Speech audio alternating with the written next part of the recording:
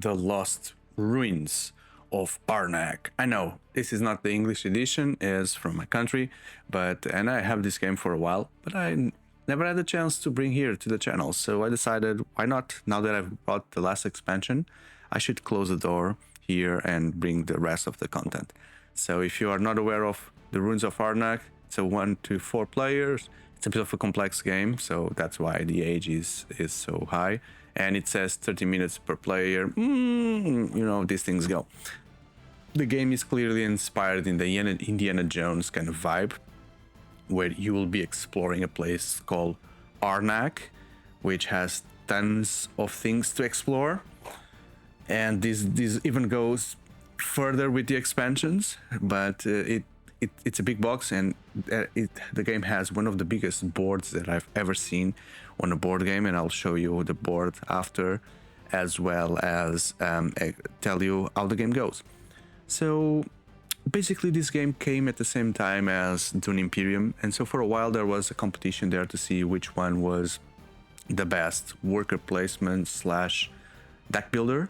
Okay, I feel that this is more deck builder than compared with both games. This clearly has some deck building, but it's not a deck builder.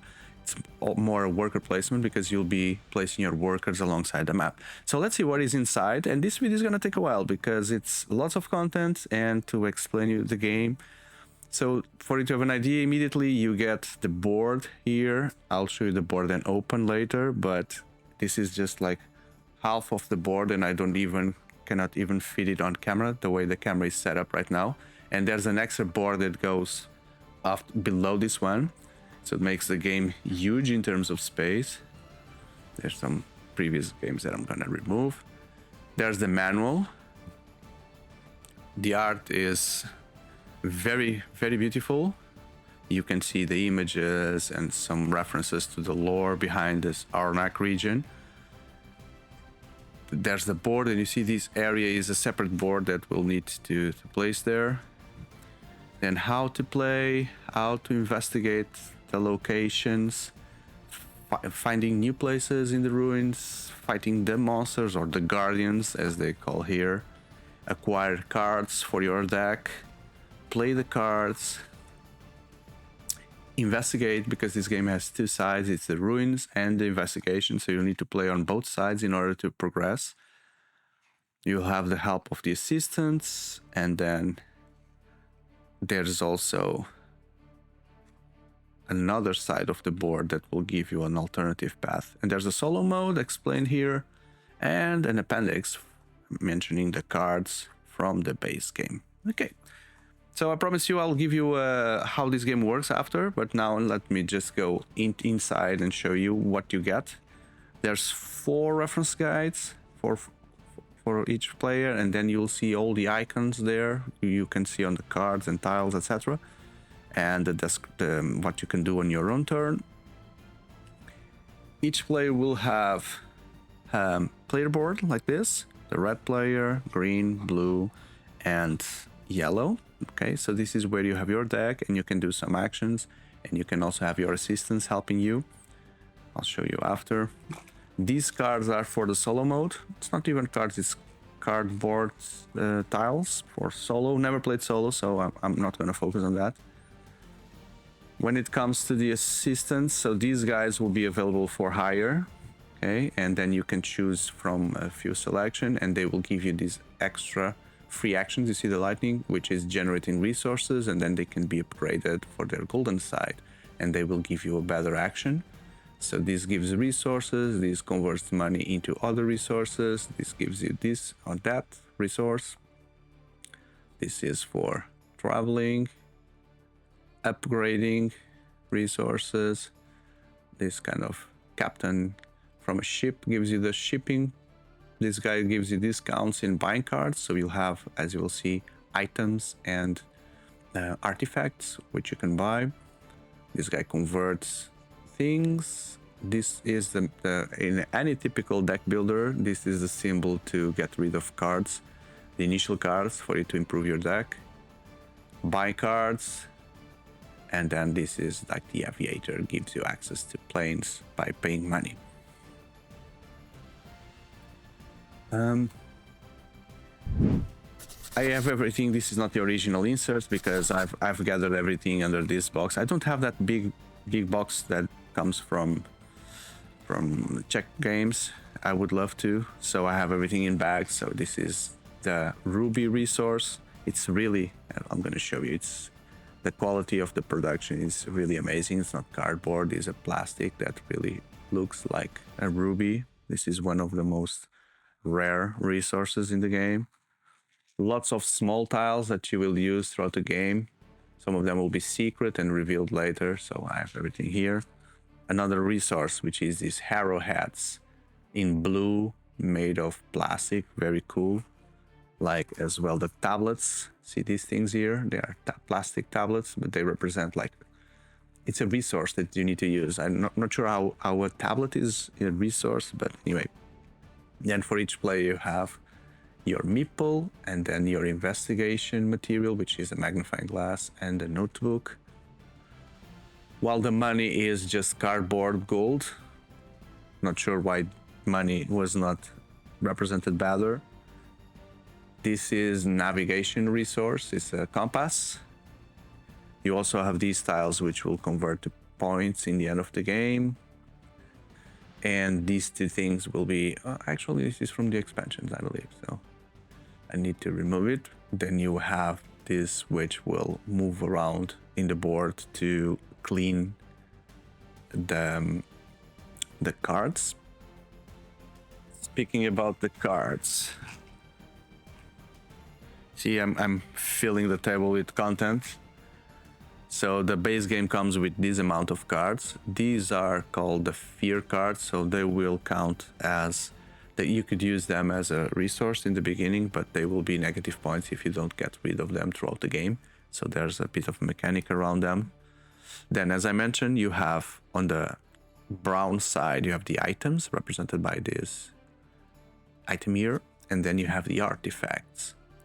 So they work a little bit different. So items, you can buy them using gold, that's the cost of the gold, and they may represent or not points in the end of the game if you have the item in your deck.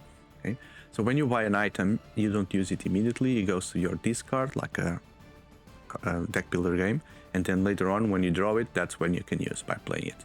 But this game has two ways of playing the card. So you can either play the card for the effect here, or you can play the card to generate a resource you see on top, which is in this case would be a plane travel, boat travel, car travel, and yeah, so you know that the fear that you get also works as foot traveling. Okay, so for example, I know this is not in English, so I'm just going to give you an overview. You have the hot air balloon, which allow you, this is not expensive. You have map, which you can discard to get this resource. Discard means that you can use only once, right?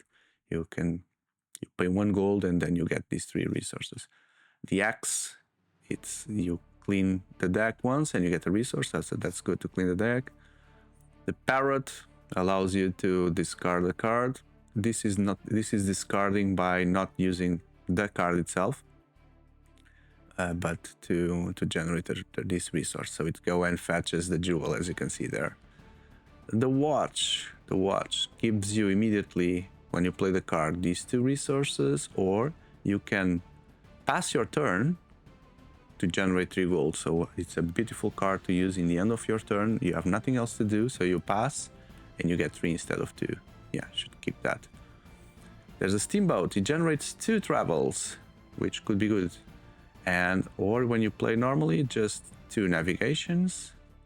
The binoculars, where you can see locations at a distance. Okay, you will see what that means. Then there's that item there, which you pay this to convert. You just dig and you get the ruby there. There's a place where you store water, which is you throw this card away to get 3 more cards, single use. There's the airplane. So the airplane is very expensive, allows you 2 travels by plane, so plane can go anywhere, right? And it's very worthy in terms of points in the end of the game. There's the mule, 2 more cards, you draw 2 more cards. The ostrich, you draw 1 card and you can travel with a discount of traveling. Chronometer, it's this immediately, or you pass and you get that. Similar to the one we saw with gold. So if it's your last play, just use it like that. The agenda, you can discard this card to investigate freely. Okay, that's good because normally to investigate you need to pay resources. You may be stuck with some resources. This would allow you to jump that cost. There's a precision compass, which allows you to buy artifacts, which are these cards here, with a discount of 3 because artifacts cost compasses, not money. So basically what's here is you pay 4 gold to have a card that allows you then later on, every time, to buy artifacts with discount. So you don't discard this card, it keeps you giving that discount for a strategy of artifact gathering. Oh, there's a cat. Gives you gold and you may occupy an occupied camping site. May activate an unoccupied site. That's good, the cat goes there and occupies for you. The army belt, choose 2 of these, which is discount, drawing a card, or reactivating or refreshing a helper. So that's the stroke to clean the artifacts. You gain 1 compass for each token that you have. You will acquire these tokens by exploring, so we'll see that. There's a big pack here, which gives you another card, an extra card. Oh, there's the whip. Discard this card to buy an artifact with a discount. So this one is a single use. Bow and arrow. Gain 1 compass for each monster that occupies. Yeah. And for each monster that you have fought. So you'll see how the monsters come. There's the marine turtle that gives a card and that gives discount on a boat. Oh, theodolite. That's an instrument here that gives gold and gives you compasses. A tent, I'm gonna move faster a bit. Fishing rod, a torch. There's the mailing pigeon, gives you 2 tablets. Trap bear, the dog, the dog. There's a grappling hook. The revolver, this is good. You pay 1 and you kill a monster. Very good. This is really good because to kill monsters you also need resources, as you'll see. Boots, the lantern, the rope, there's the car, the machete, air delivery. Oh, there's the hat to give you the resource, the military knife, which you choose what you need every time, the gold panel, a horse, a pickaxe. Okay, and these 3, these are different. Let me just separate here. These are promo cards that I quite see. So it says promo. There's the alicorn. Oh, these are artifacts. So let me show you after. The saxophone. That's a saxophone as a promo card. And then what is an artifact? So an artifact is different. You buy it using compasses. And then when you buy, you immediately get the effect. That's the advantage of an artifact. But the problem with an artifact is that it goes to the discard pile. And then later on, if you want to use the card again, you have a cost, which is you need to spend a tablet to activate the artifact again. So, to be honest, I've never played much with artifacts because you'll be struggling with resources the whole game, and having to use tablets to reuse the cards again. It's something that I don't manage. I don't make it work very, very easily. So there's a big horn here, the runes, and then the remaining artifacts that come with the base game. The ceremonial shock, I don't know what the name of that. It's like to reactivate the guy. Hammer. There's the crown here. The serpent gold. There's a cauldron. A weapon. You see, these are not like normal items that you buy on a daily basis. These are like artifacts found in Arnak. They look like precious items, historical items. So they have all value. And in theory, they should be super powerful because they cost a lot. The Ruins of the Dead Sea, you get all this, but also get a fear, which is a negative card. The Ocarina of the Guardian. Some coins. Star map. You can pay 1 to activate 2 of the base camp. Serpent idol. Monkey's medallion. Yeah. Coconut flask. Another horn. Lots of items. The sacred thing. Yes, I love the art. Oh, there's a treasure chest. Just that gives you another card. Crystal earring. Ancient wine. That's a blade. Yeah.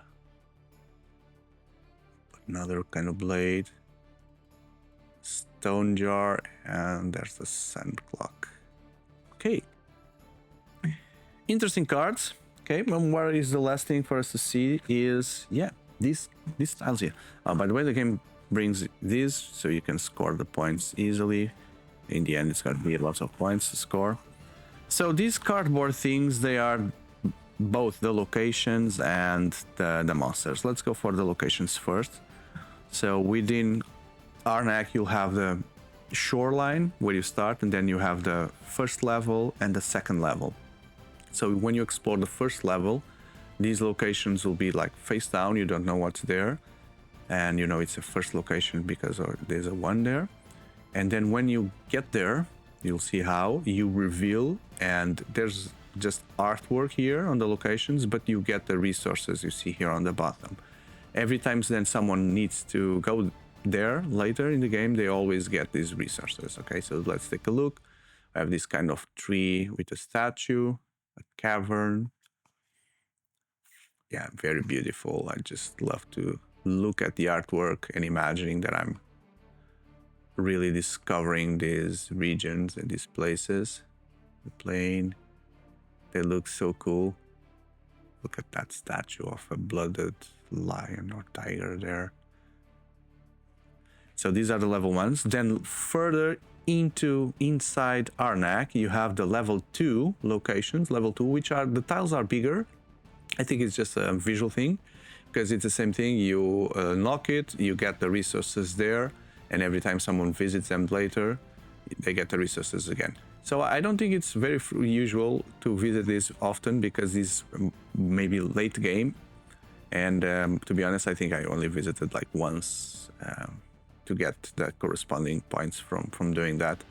But you see the rewards are much better than before. Lots of things that you can get, good things. You see 4 things, but then you also get the fear. Yeah, the art is amazing. Cool. So what is the problem of visiting these places? When you visit them for the first time, and it's a bit of luck because you don't know exactly what is a place, and you also don't know who is guarding them. So these are the guardians. We've seen this symbol, and if you kill them, it's worth 5 points for you. And once you unlock a new region, you also draw from this pile randomly a guardian that is going to be protecting that place. Okay, the guardians, if you don't kill the guardian until the end of the turn, you get fear, that bad card that goes to your deck. But if you are able to gather these resources or have certain artifacts like the pistol, you can kill the guardian and take this with you and gather these 5 points. Okay, so this kind of lizard, it needs these 3 resources to be killed. Okay, and once you kill him, you'll be able to use once this ability that he has, which is destroying a card. So all of them will have this one ability, like traveling with this beetle.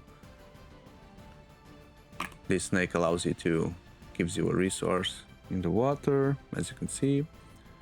This strange animal is an upgrade, costs you 4 coins. The spider, the statue of the owl, flying bat. This is an easy one to kill, right? Oh no, because it's a plane. You need a plane. That's not that easy. That's not that easy.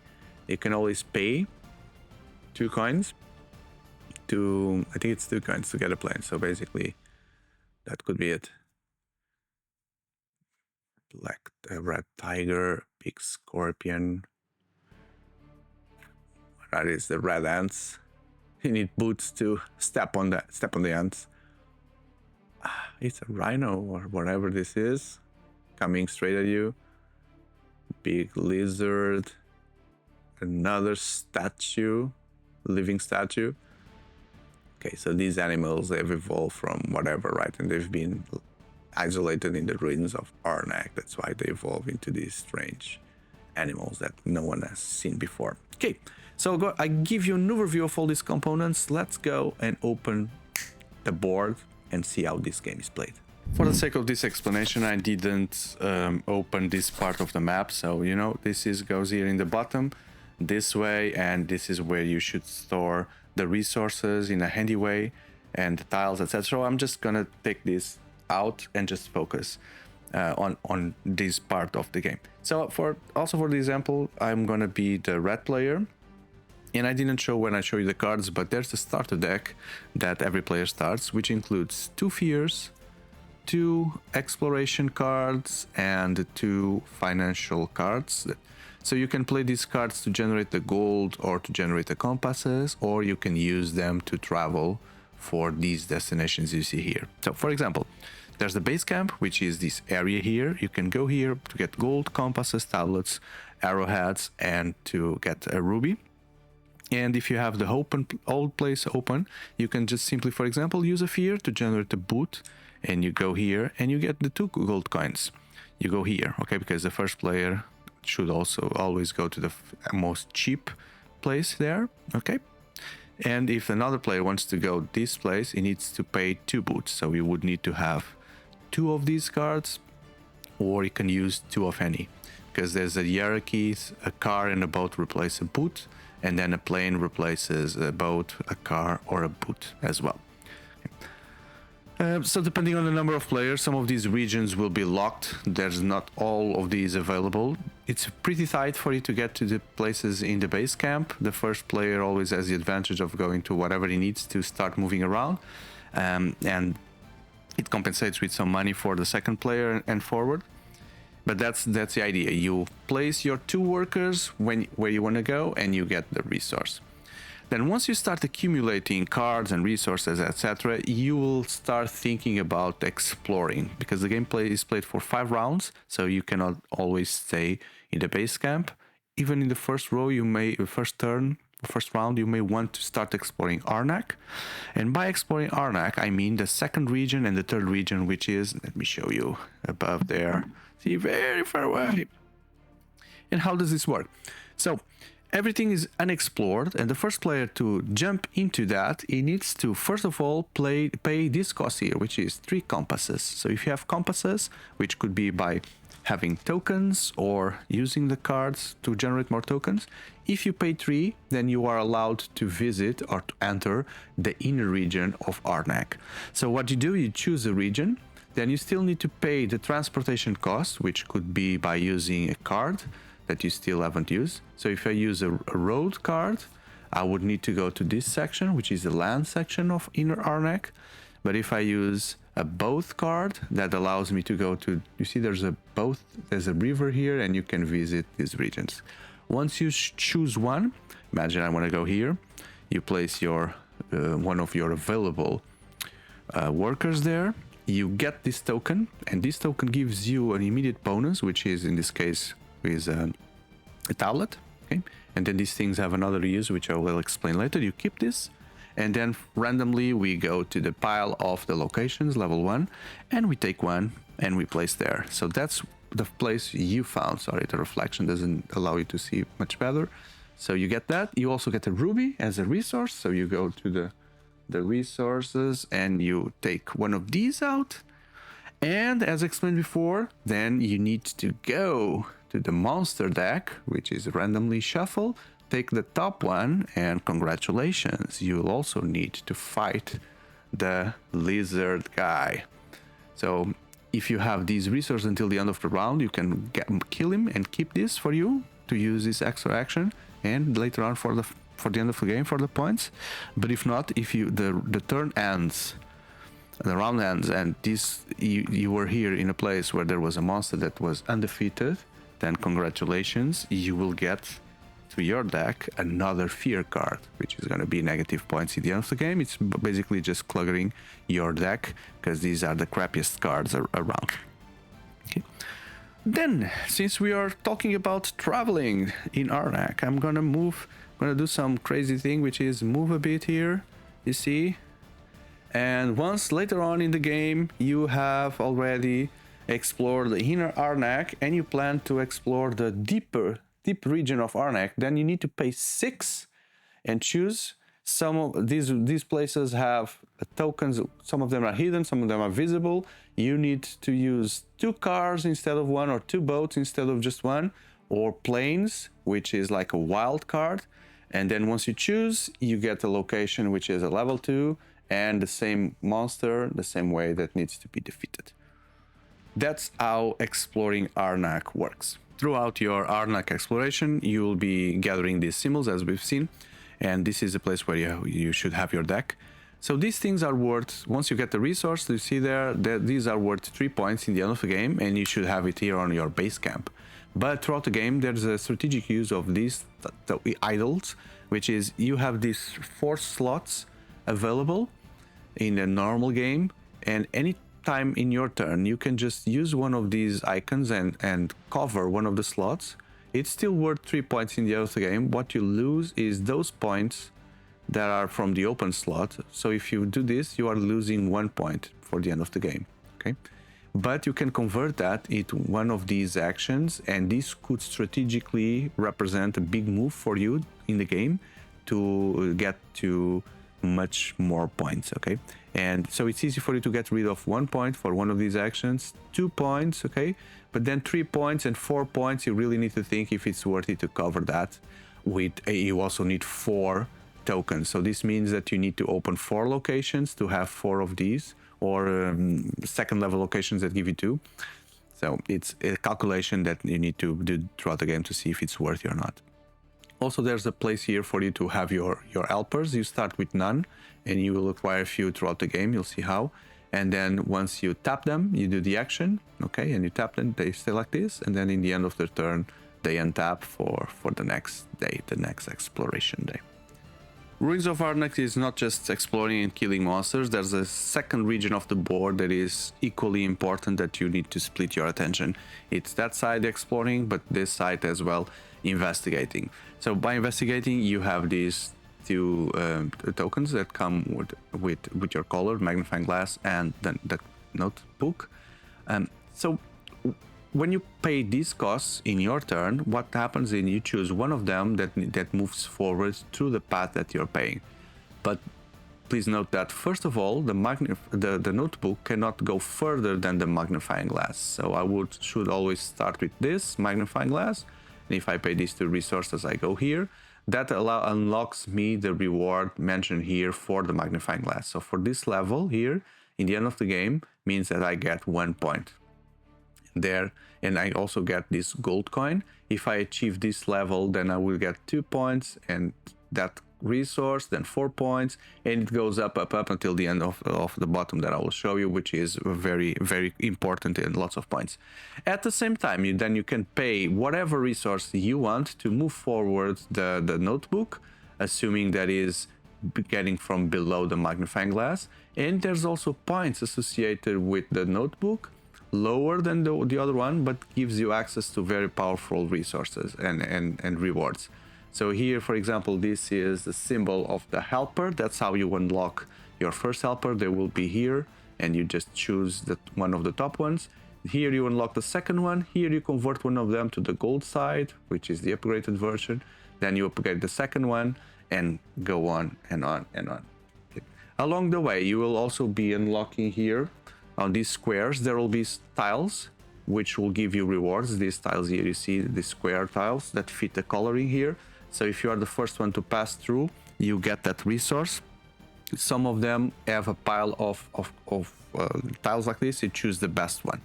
Let's see what happens there in the end. This is how the end of the exploration track looks like. So by now, by having my 2 tokens here, this means that I'm getting 16 points in the end of the game, as well as 10 points from the notebook.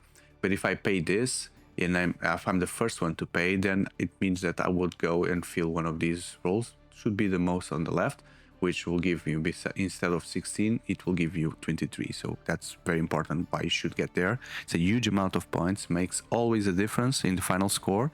You also get 1 token from here, which now it's empty. And this thing doesn't go any further, okay? That's the maximum where it could go. But that's not the end of the road. Once you get here, then later on in the game, if you pay this resource, you get one of these tiles, which is worth 2 points. If you pay this, you get that. And if you pay this, you also get this one. But instead of paying individually, if you pay like these two, or these two, you can choose to, instead of getting 4 points, to get the 6 points tile in the end of the game. I'll try to get one without destroying my piles there. So you see that's a tablet worth 6 points. It's purely points generating. And if you are able to pay all 3 at the same time, instead of 2, 4, 6, whatever, you can get straight 11 points directly there, which makes also a big difference.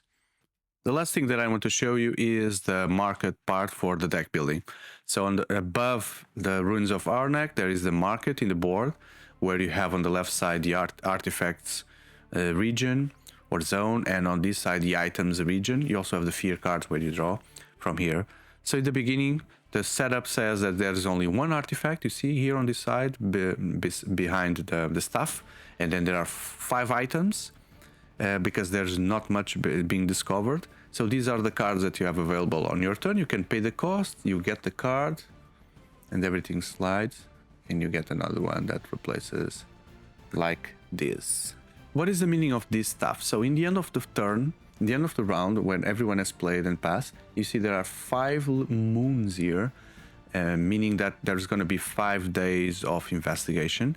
So what happens in the end of each round is the card on the left and on the right of the stuff, they are discarded and they go away. Then you move the stuff for the next day or the next one, which will be the second one. Then you take 2 cards here. Now you have 2 artifacts space, and the remaining will be items. That marks the beginning of the second day of exploration. And you'll do the same thing on the 3rd day, 4th day, and then on the 5th day, you know it's gonna be the end of the game based on where the stuff is. And that's it.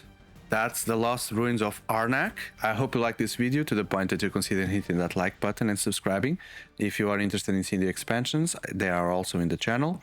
And I have a big playlist for many board games out there, as well as playlists for the major card games in the market. And if you like podcasts, I have the podcast at Table Talks, where I'm interviewing people to get to know their projects, their stories, their profiles, while playing board games online with them. So I definitely think that you will find interesting content in the channel to consider subscribing and to be part of this community. So thank you very much, and I hope to see you on the next video. Goodbye.